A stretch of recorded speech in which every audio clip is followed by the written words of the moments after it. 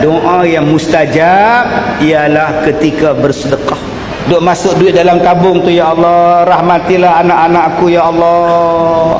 Itu adalah saat yang mustajab.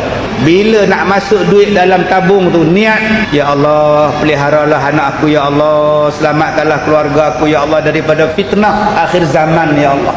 Kenapa saya suka tuan-tuan derma? Sebab Allah Ta'ala akan gandakan balik sedekah yang tuan-tuan sedekah, derma yang tuan-tuan wakaf. Ada arwah yang telah meninggal dunia yang wakaf ni tuan-tuan, senang dalam kubur sekarang. Ada yang tuan-tuan wakafkan buat masjid ni dulu untuk arwah mak bapak kita, bercahaya kubur dia orang tuan-tuan.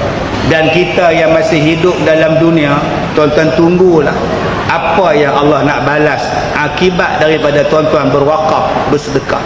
Dengan sebab kita bersedekah, Allah buka pintu-pintu yang kita tak pernah sangka. Allah buka pintu-pintu rahmat dalam rumah tuan-tuan. Isteri jadi soleha, anak jadi soleh, anak jadi baik, anak jadi cakap dengar. Salah satunya ialah sedekah. Kita selalu bercakap, Ustaz, kenapa anak saya degil? Kenapa anak saya melawan? Jangan tanya anak, tanya awak. Berapa banyak awak sedekah? Tabung Jumaat tolak, tidur. Anak yatim kau tak pernah sedekah. Orang susah kau tak pernah sedekah. Takkan miskin orang yang bersedekah tuan-tuan.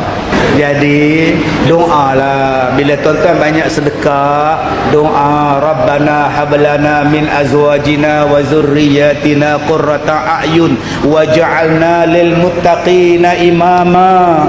Doalah, ya Allah, jadikanlah pasanganku, anak-anak zuriatku, ya Allah, penyejuk mata hati aku, ya Allah. Lembutkanlah hati anak-anakku, ya Allah, jauhkanlah mereka daripada fitnah, ya Allah, selamatkanlah akhlak mereka, ya Allah. Doa